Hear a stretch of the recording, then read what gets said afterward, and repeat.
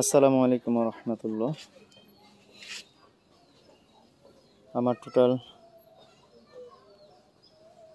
6টা জাতের আঙ্গুর গাছ আছে। এটা হলো গ্রিন লং, এটা হলো গ্রিন লং, এটা হলো ব্ল্যাক ম্যাজিক। ব্ল্যাক ম্যাজিকের চারাটা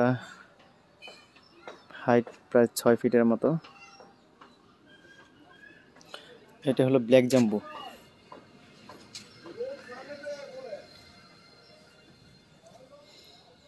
এটা হলো ভ্যালেজ। এটা হলো বাইকুনুর। বাইকুনুরটা অলরেডি মাছার মধ্যে উঠে গেছে।